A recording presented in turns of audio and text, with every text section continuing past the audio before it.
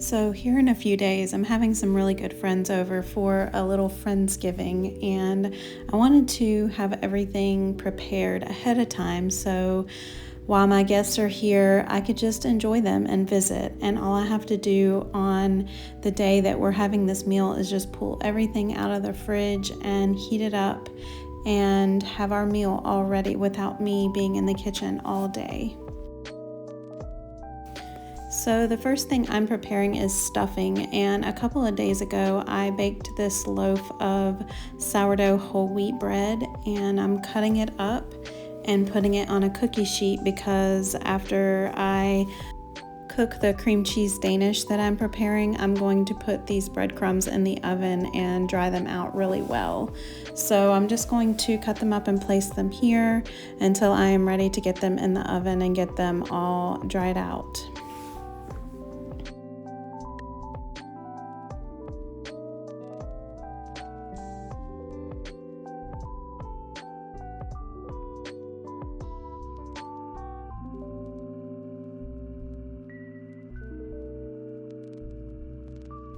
I don't need a chicken for my meal, but since there are several things that I am making that require chicken broth or chicken stock, I am putting a thawed chicken in my Instant Pot and making a broth for some of the recipes that I am making for our Friendsgiving. So to this chicken, I am just adding some water all the way up to cover the top of the chicken.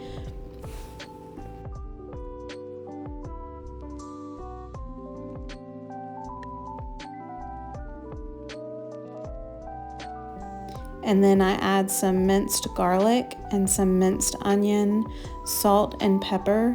Because I know I'm going to be using this in savory dishes, I know how I can flavor my broth to make it taste good. If you're putting this in other things that you may not want as savory, you can leave out some of the spices, but I knew what this broth was going to be used for.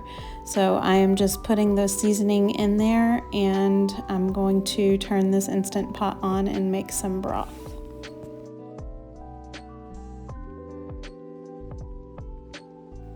Now I'm making some breakfast burritos that I'm going to freeze. These have egg and green pepper, rice, and sausage in them. And I'm just going to roll them up in a tortilla and then wrap them up in some plastic wrap and put them in a gallon-sized freezer bag and put them in my freezer. These are a great meal prep to have on hand if you have guests, or just if you have a lot of people in your house like I do that just want to grab out a breakfast burrito maybe the night before, and then they can just pop it in the microwave and it's all ready for them. These are just really simple to make. They don't take long at all, and you can get a lot of meals out of just a little bit of effort. I love having easy things like this on hand for my family. If you're interested in the plastic wrap or saran wrap holder, I got that off of Amazon and I love it. I've been wanting one of those for a long time, where you just slide the little zipper thing over and you don't have to fool with the saran wrap thing that you get from the grocery store. Is so much easier. So I was able to make 18 burritos out of my filling. I had bought 20 tortillas, but I only got 18 of them filled, and that's still quite a bit. So I'm just putting them in freezer bags after I wrap them, and then I'm just going to put them in the freezer and they'll be good to go for anyone who wants them.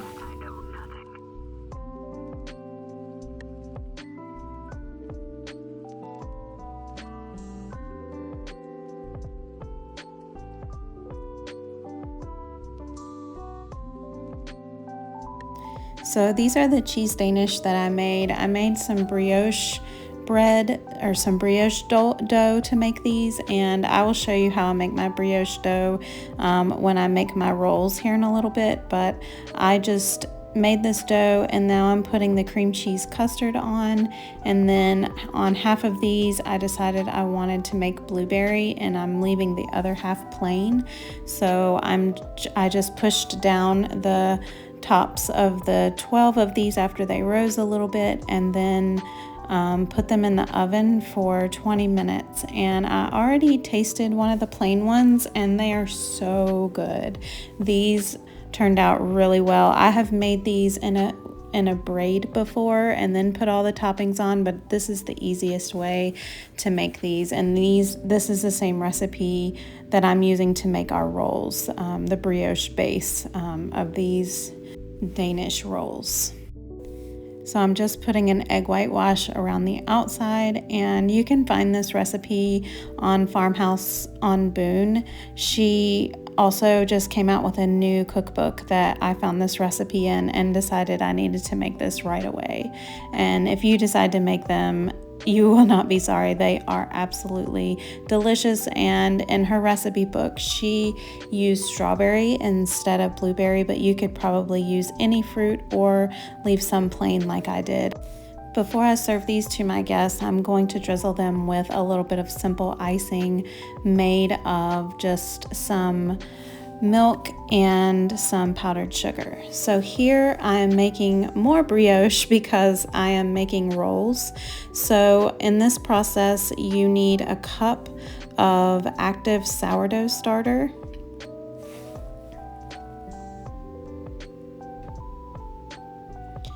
a half a cup of milk,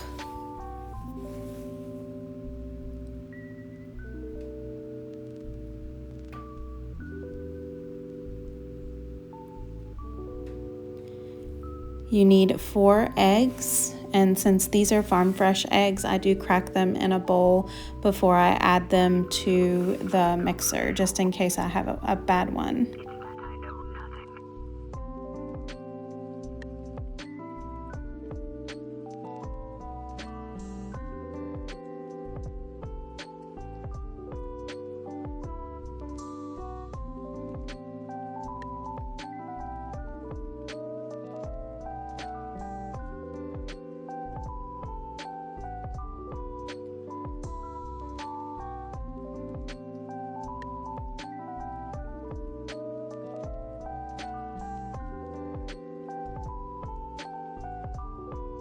So you mix those ingredients together until they're combined.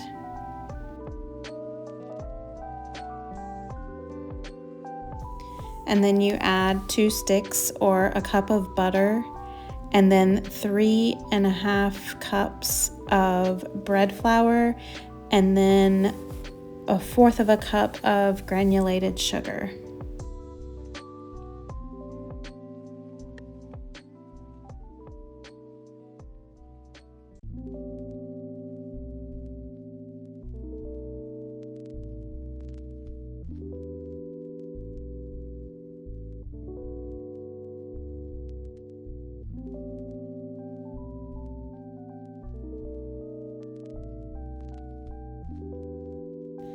And I almost forgot about 1.5 teaspoons of salt.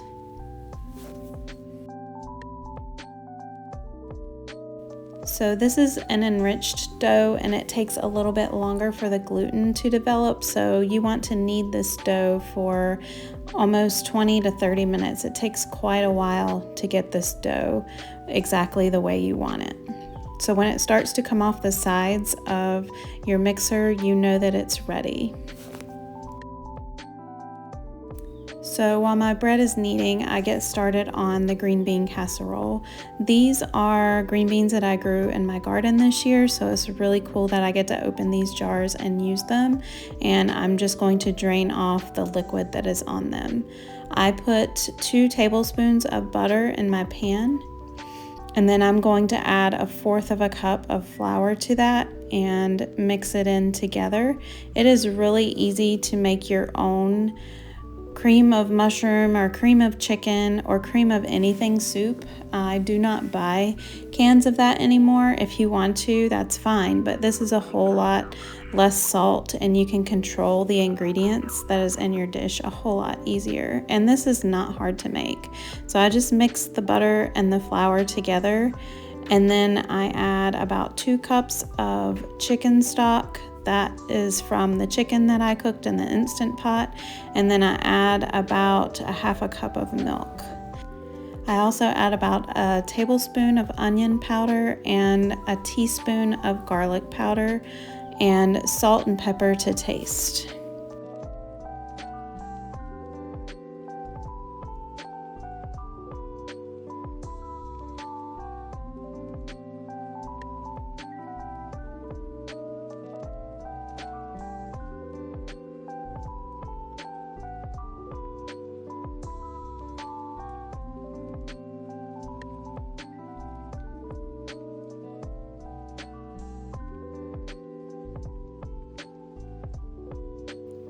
It doesn't take long at all for this to come together. I am showing you this without really any cuts, and this came together really fast. And after you get everything mixed in and this thickens up, you just pour this over your green beans and basically you are done.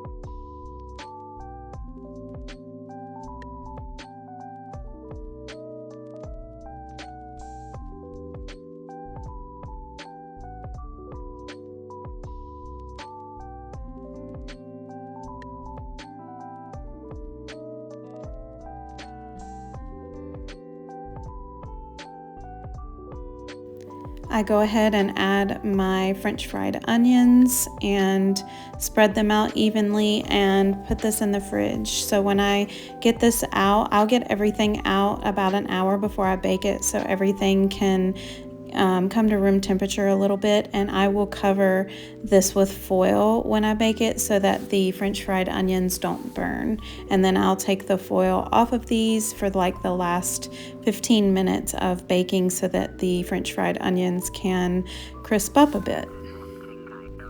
So now I'm just going to finish my brioche rolls.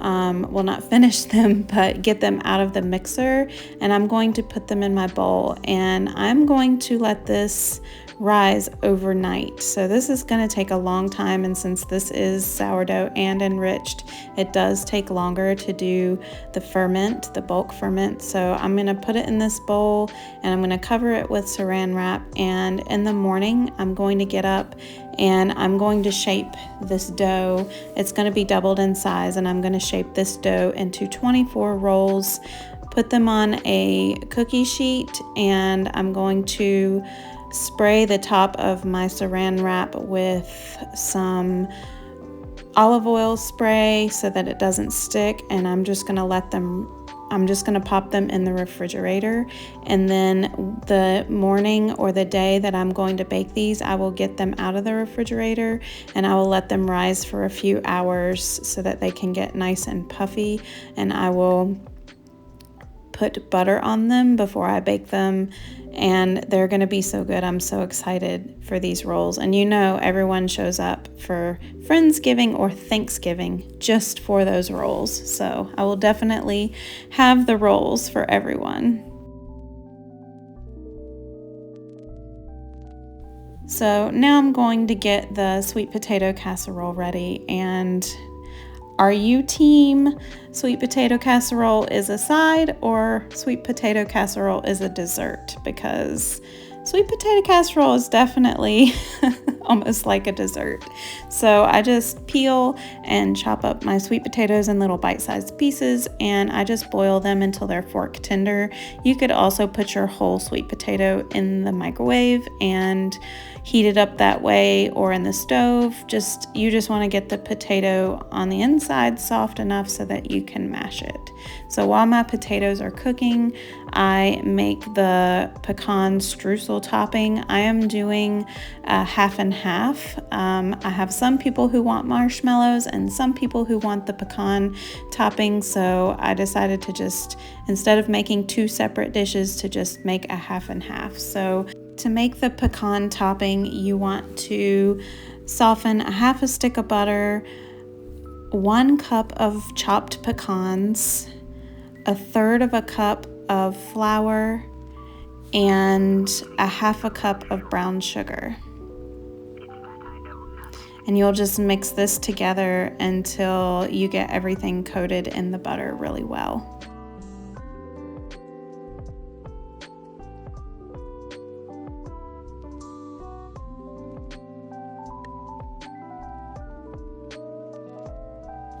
So my potatoes have been cooking for about 20 minutes, and now that they're fork tender, I'm going to strain the water off of the potatoes, and then I am going to bring them over to the stove and I'm going to mash them up and put in the ingredients. One of the ingredients is eggs, so you don't want to add the eggs with your potatoes this hot or you will scramble your eggs. So I'm going to go ahead and just add all the other ingredients and let it cool off for a little bit, and then I'm going to come back and I'm going to add my eggs. So you add a half a cup of milk, 2 tablespoons of butter,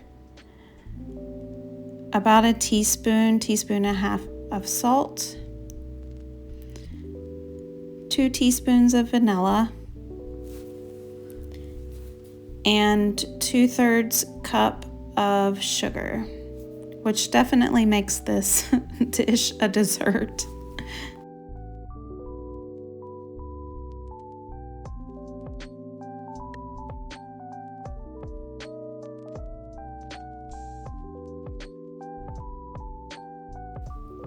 You just want to mix all this and mash your potatoes really well until you don't have any big clumps in there, and then I'm just going to let this sit and cool off for just a little bit.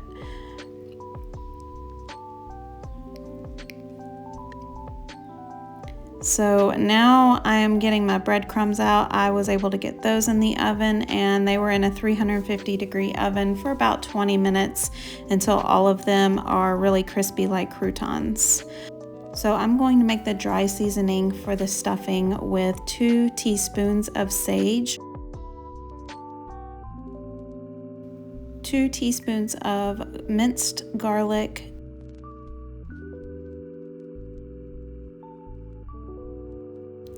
3 teaspoons of minced onion,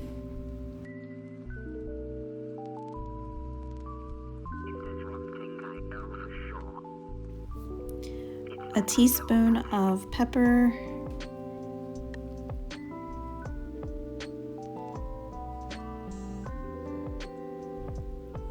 and 3 teaspoons of salt. So I'm just going to mix this together and pour this over my dry stuffing, and since everything in this is dry and nothing is perishable, I can just leave this out until I am ready to do the rest of the preparing for this. So on the day that I want to fix this, I will pour about 4 cups of chicken stock over all of this bread, and then I will just put it in the oven. Stuffing is a really funny thing.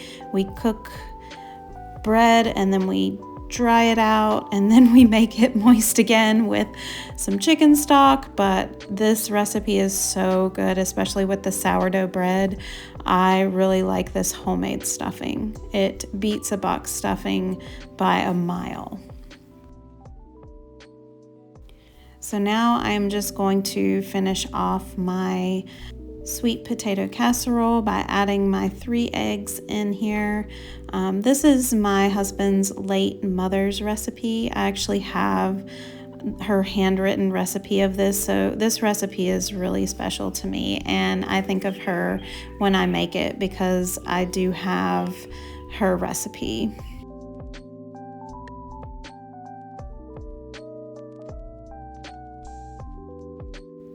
So I just make sure that everything is combined. I put it in my casserole dish, and then I add half of the streusel on one side, and then I add the marshmallows on the other side. Cover this, and I will get this out a couple of hours before we want to eat because it takes an hour to come to room temperature, and then it'll take about another hour to cook. I will cover this with foil for about over half of the cooking, and then I'll take the foil off so that the streusel topping and the marshmallows can get nice and brown. I'm really glad that I took the time to do all of this cooking today, which it really didn't take that much time to get all of this prepared. And that way, when my guests are here, I can truly enjoy them, enjoy their company, not have any stress about cooking and cleaning. It's already all done. Everything's in the fridge, just waiting for me to pull everything out and put everything in the oven and cook it. And that way everything will be hot and delicious when we are ready to eat. And then we can just enjoy each other's company.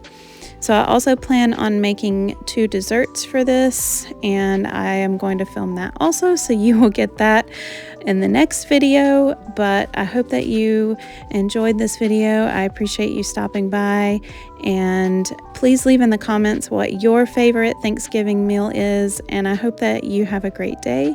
Please like and subscribe, and I'll see you in the next one. Bye.